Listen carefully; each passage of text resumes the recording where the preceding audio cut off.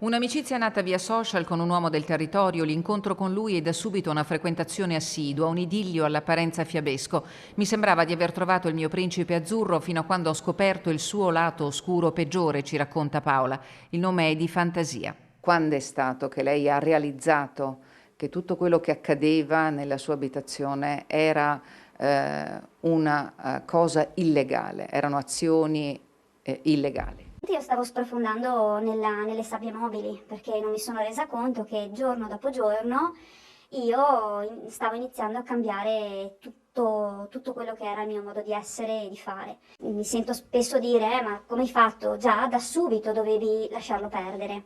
Ma non è così. Paola diventa succube dei diktat del compagno, vietati trucco, pantaloni attillati, tinta ai capelli, vietato parlare con le persone, bere un caffè con un cliente.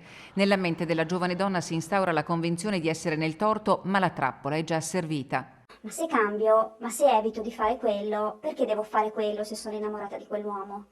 E quindi è un continuare a cambiare se stessi per quella persona.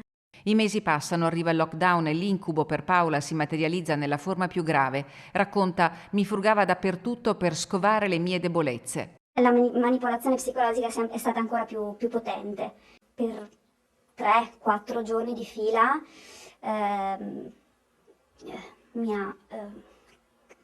mi teneva sequestrata o in macchina o in casa e mi picchiava. Chi è stato il suo angelo custode?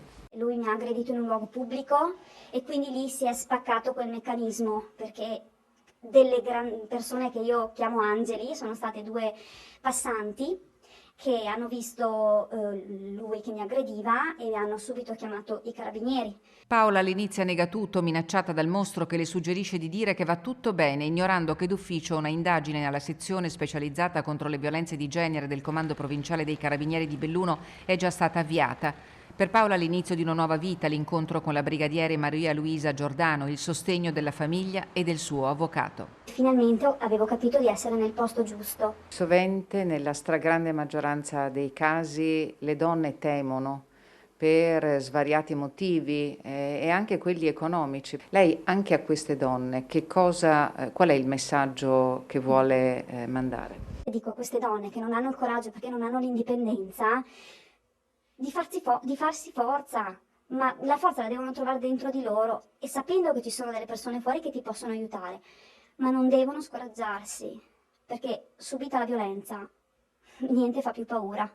Lei oggi come si sente? Io mi sento bene, forte.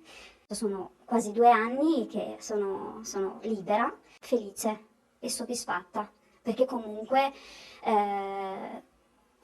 sono contenta anche di come è andata e quindi del fatto che comunque lui stia scontando una pena e quindi sono felice.